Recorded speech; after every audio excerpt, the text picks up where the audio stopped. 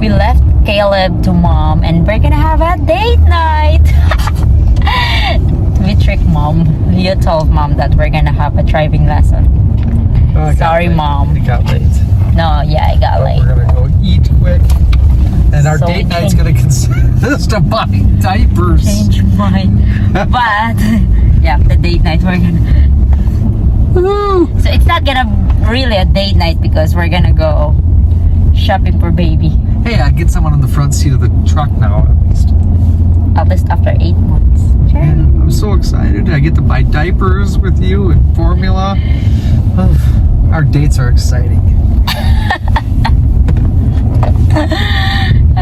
Did I tell you I was going to show you a good time? What good time. I always take you to the fanciest places. We're going to go to the grocery store, get diapers. So we're gonna eat first and then we're going to get something for baby. I'm going to take you to Chipotle's. Nothing but the best for you. Kasi madalian lang to. It's very quick. It's very quick It's like fast food Mexicans. date. Yeah. So kakain kami dito. Yun. Dito na kami kakain. Tara.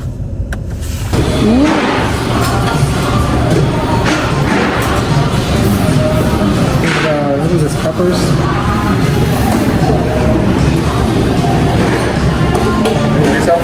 Yes, please. Yes. Bowl please. What do you mean? Yes. Yep, and then that rice. Yeah. Yes. Yum yum. What's that? Ah, okay. No, the beef. Yeah, the steak. Can I get 2 or just 1 meat? Okay. And chicken also, so. What do you want to drink? Water? Or soda? No water. Can I have peppers or just?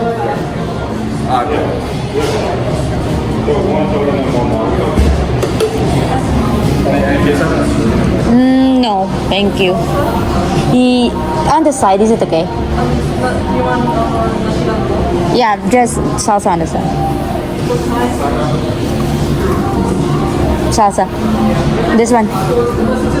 Just like that. Yeah. No, I'm good.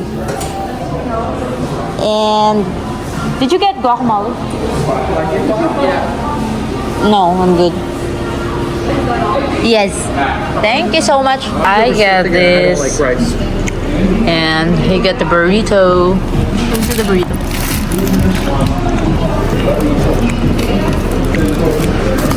And we're gonna eat na.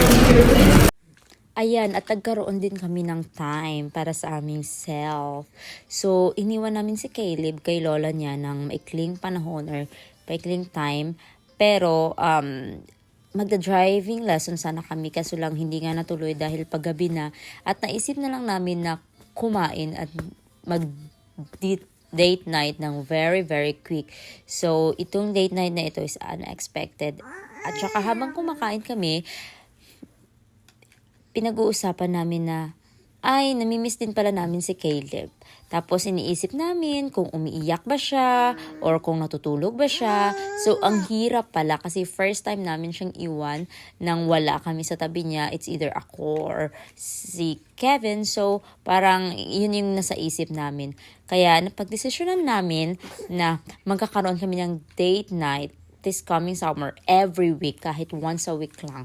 Kahit nandyan or wala si Caleb, much better na nandyan si Caleb or okay din na wala kasi para magka-time din siya kay lola niya.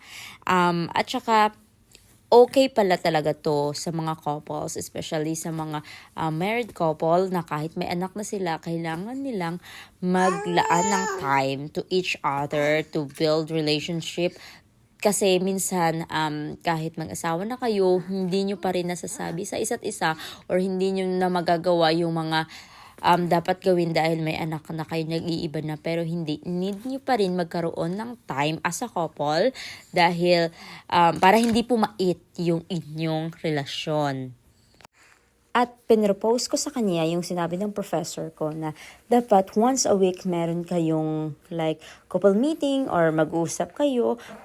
Tapos tanungin nyo yung isa't isa kung nagkasamaan ba kayo ng loob, kung galit ba kayo sa isa't isa, at saka kung napatawad mo na ba ako, at saka kung ano yung solusyon na gagawin natin.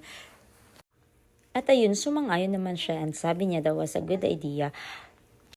Kasi minsan may mga bagay na hindi na namin kayang pag-usapan, may mga bagay na hindi na pag-uusapan, pero hindi mo alam, lumalaki pala at nagiging issue pala sa inyong pagsasama. So, much better na maging open kayo sa isa't isa. Kaya aminin mo at sa hindi, minsan sa mag-asawa, may mga bagay talagang gusto mong sabihin sa asawa mo pero hindi mo kayang sabihin kasi iniisip mo kung ano yung magiging epekto nito. Pero hindi mo alam na mas malala pala yung epekto nito kapag ka pinatagal mo, kapag ka hindi ka naging open. Kaya much better na sabihin mo sa kanya ng maaga or sabihin niya sa'yo ng maaga para mabigyan nyo ng solusyon. Dahil sa inyong relasyon, hindi lang kayong dalawa ang dapat isipin mo, lalo na kung may anak kayo. At naniniwala din ako na kapag maganda ang relasyon ninyong mag-asawa, maganda ang takbo ng inyong pamilya. Lalaki ng mabuting bata ang inyong mga anak. Kasi dyan naman nagsisimula yung pag-aaral sa tahanan nagsisimula, hindi sa eskwelahan. Kaya don't forget to have a date with your partner. Kahit maiksing sandali lang. Mahalaga yun. Awa, sa quick dinner. Yes. Ang madali ang dinner. Oh. Thank you.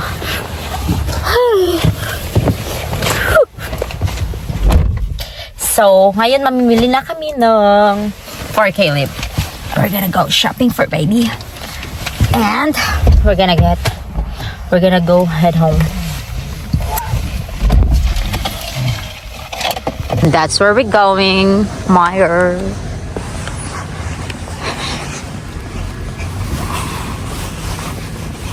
And someone is wearing ripped jeans. You're right, Mom. Said something right off. See, I told you. Oh, he didn't. I'm wearing ripped jeans too. It's ripped jeans. It's fun. Yum. Now hiring. Okay. Oh, and I'm cold.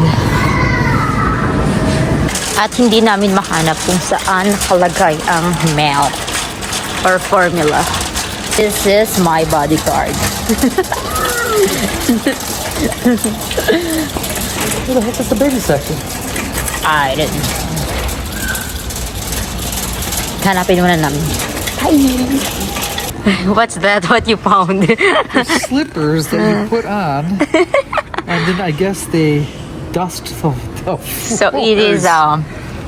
hands-free cleaning, dust mop and more, removable machine, washable. Put them on your feet and you walk. Yep, if you don't slide wanna, around get dust or clean the floor. And apparently you bop. But that is very expensive, huh? Yeah, but It's like $20. you know me, I'd buy them. No. So we have here buy one get one for $1. Wow, that's awesome. Wow, look at this. Oh, I'm gonna buy more. And we're done, and we're going home now. Really exciting night.